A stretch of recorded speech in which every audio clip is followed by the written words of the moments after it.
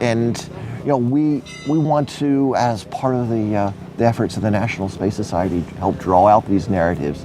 And strangely enough, you probably asked me here to ask me a few questions, and I've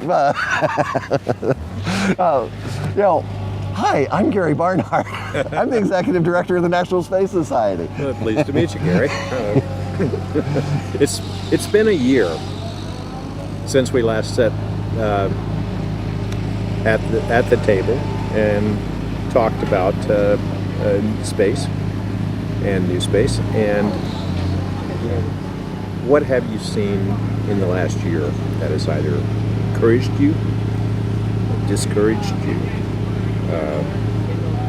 What's going on? Well, returning to the next phase of one of the things we did at ISDC is we had something called the Mission Development Forum, which the idea was that if NASA was supposed to be involved in this flight system development project that's supposed to be mission enabling, it might be a good idea if we had some clue what the missions were.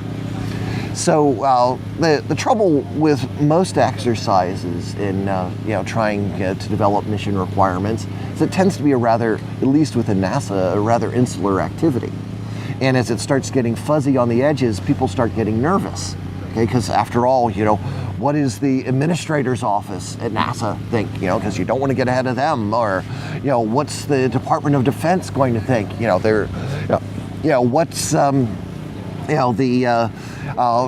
are the contractors and commercial firms going to think? One way of viewing this is, those are the boogeymen. Okay, and at a certain point in any sort of mission requirements discussion, the boogeymen are invoked. Well, what we did for ISDC was we invited representatives of all the boogeymen. Okay, and then we extended an invitation to a number of different groups to be infrastructure champions, to come forward with a team, preferably made up of both, some government participation, some commercial participation, and some non-governmental organizational participation, to articulate and be champions for infrastructure that would be either the missions or would be enabling missions going forward that could benefit, amongst other things, from heavy lift infrastructure. And we had 3 teams that were able to step up to the challenge in time. The first was on beyond Earth orbit spacecraft communications and navigation. And what we had was a rather extraordinary presentation where in discussion of how we can, begin to think in earnest of plumbing the solar system for, effectively the extension of the internet into a solar system net, and what could be involved in doing that and how that could contribute to enabling missions. An extraordinary discussion, one which ended up provoking or was representative of a different way of doing business. The next presentation that we had was on space-based solar power. And John Mankins ended up giving his most articulate, cleanest, tightest presentation I've ever seen him give in the last couple decades on such things.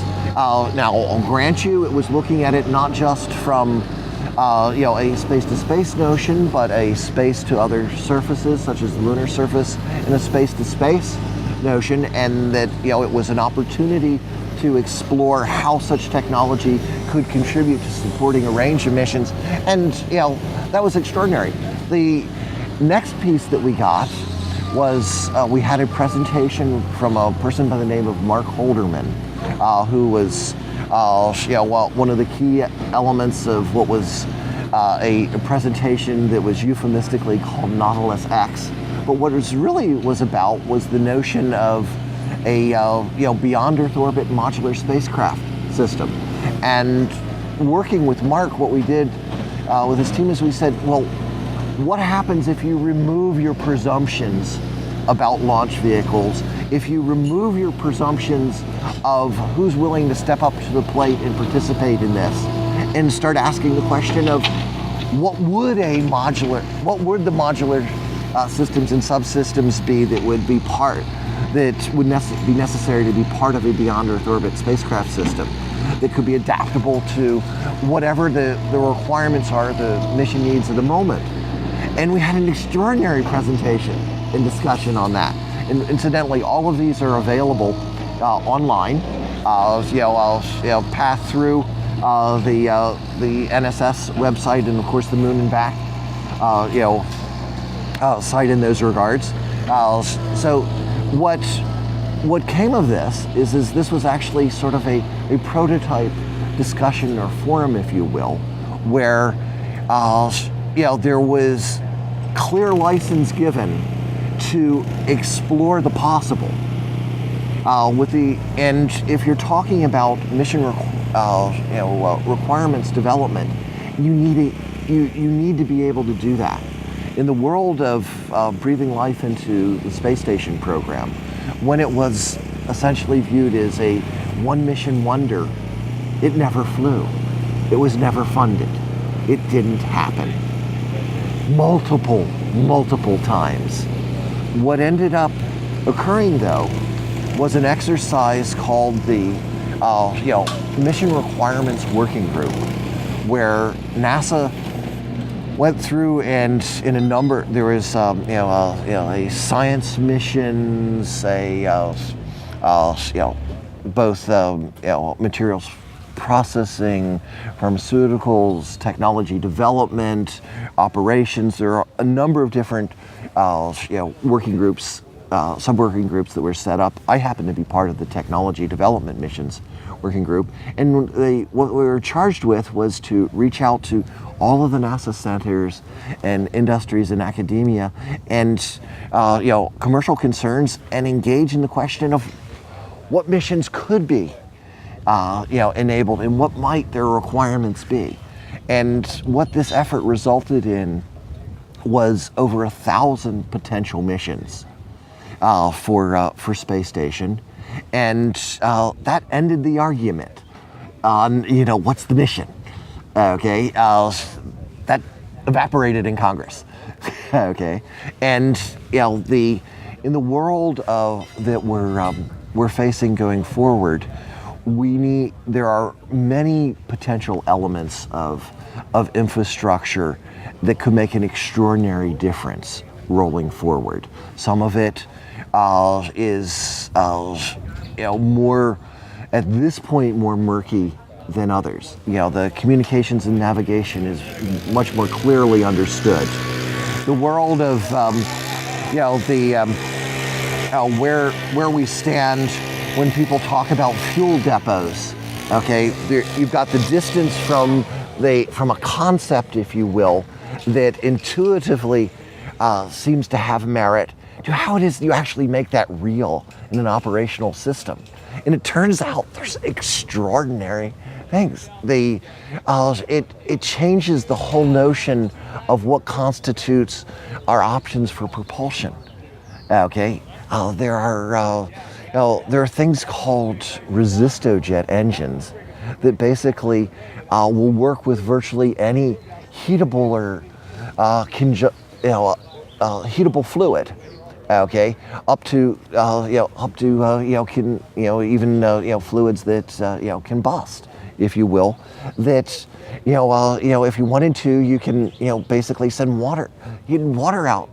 Okay, as a propulsive fluid to up through supporting rather high ISP and thrust options that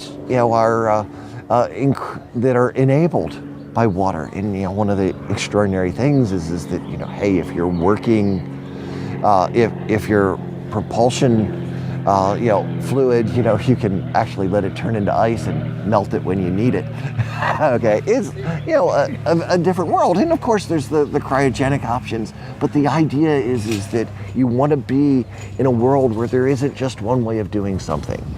You want a range of options in your toolkit.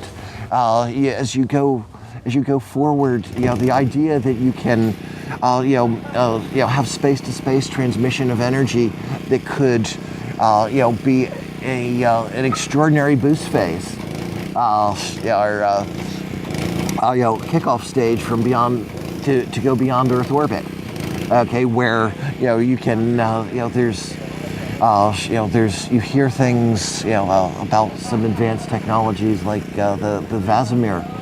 What it needs is a very substantial source of energy to help create the sustain a plasma environment, to generate the required thrust.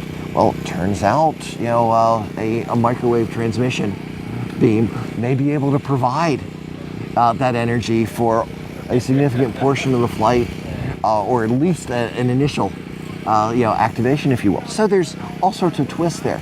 And the point of this story is that there are, as we go through and examine what it takes to actually accomplish missions, as we come to understand the requirements, we can see the intersection of what infrastructure is actually enabling and what are the opportunities rolling forward. And instead of it becoming a narrowing, as we come to understand this better, it fans out into a myriad of opportunities for engagement.